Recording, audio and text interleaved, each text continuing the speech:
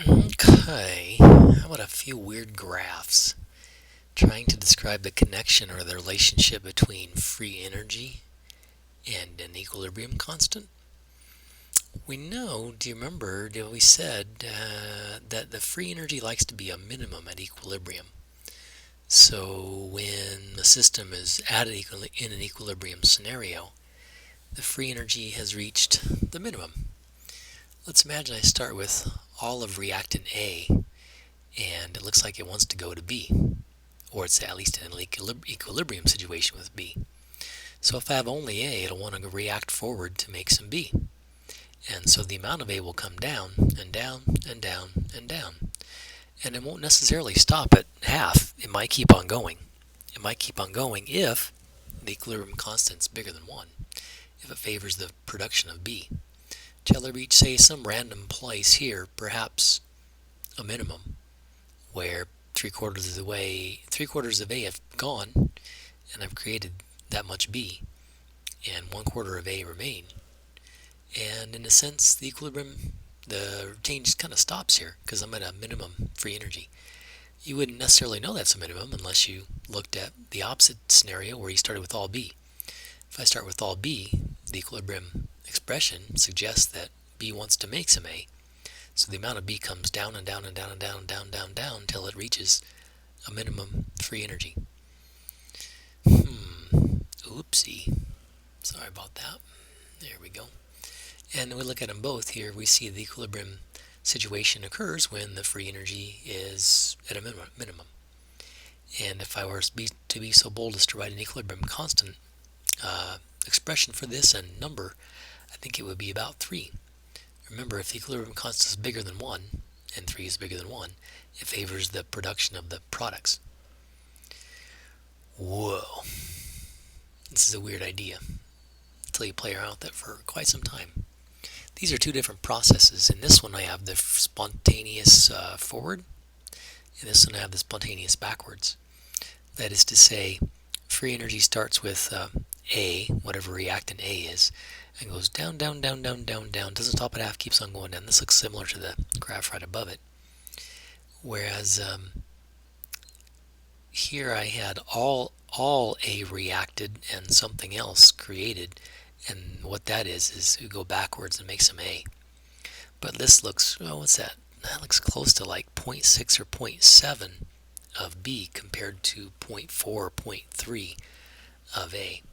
And whatever that ratio is, that gives you the equilibrium constant. It's larger than 1. Likewise, an equilibrium constant smaller than 1 kind of hints that I favor the retention of reactant A.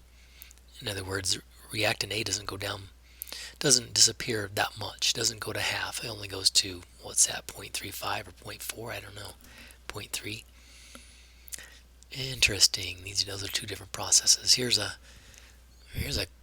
chock full of information diagram where I can imagine some scenario where I have water vapor condensing. No, I'm sorry. Well, liquid water evaporating into a gas from here to here. But that stops. Or if I were to approach from the other side, come down, down, down, down, the free energy reaches a minimum down here at the bottom here, and I reach an equilibrium. Whew, I'm not going to touch that one too much. That confuses me. I'm kidding. It's interesting and worthwhile. But I want to get to an equation. I like equations. Not necessarily to describe this curve. This isn't really necessarily a graph. It's just kind of a diagram representing, okay, let's see, what's the equilibrium constant less than 1 mean? Oh yeah, that means it favors the reverse. That means the extent of the reaction is more towards A than it is toward B. So my minimum free energy is going to be down here somewhere. This is trying to describe standard conditions of 1 atmosphere pressure. Reverse reaction spontaneous because if I have equal amounts of A and B or more B than A, it'll want to go backwards because that equilibrium constant is smaller than 1. So what is the, oh, and here the equilibrium constant is bigger than 1. Say I'm forming more B than A. Or here I could imagine, in a different scenario, the equilibrium constant equal to 1. And all I really would have to do to make this graph change to this graph, or even back to this diagram, I shouldn't say graph, I should say diagram, is changing the temperature, because the equilibrium constants depend on temperature. Interesting. Speaking of temperature, and finally, here's the connection. When I'm at an equilibrium situation, we have a connection between the equilibrium constant and the free energy under standard conditions. Gas constant in energy units and the Kelvin temperature. Let's just practice that once or twice. So if calculate the equilibrium constant at 298. They give me the delta G of formations of this one and this one. Do you remember products minus reactants? So why don't I go 2 of these minus 1 of those, 2 of these, 1 of those. I get a free energy. This is barely positive. Let's see, what would that mean for the equilibrium constant? If it was barely positive, it does not favor going forward. If we do not favor going forward, my equilibrium constant is going to be smaller than 1, but just a little bit. I don't know what a little bit is. Equilibrium constant, 0.323.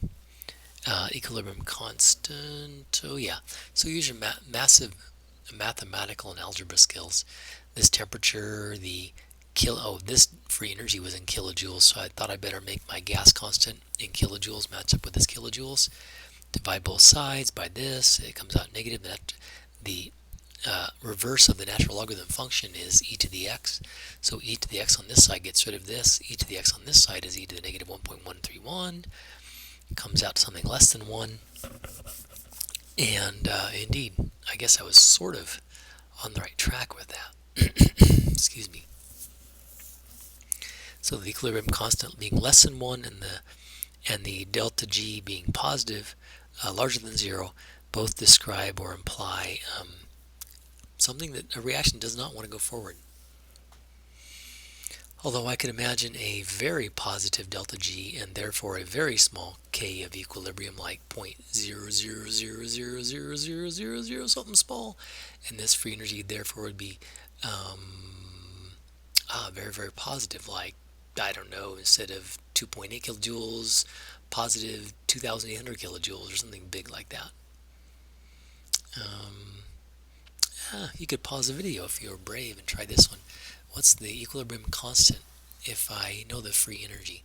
I'm at 700 Kelvin. Jeopardy music. If you want to practice now, go ahead and pause the video. And if not, here's the answer. What's that equation?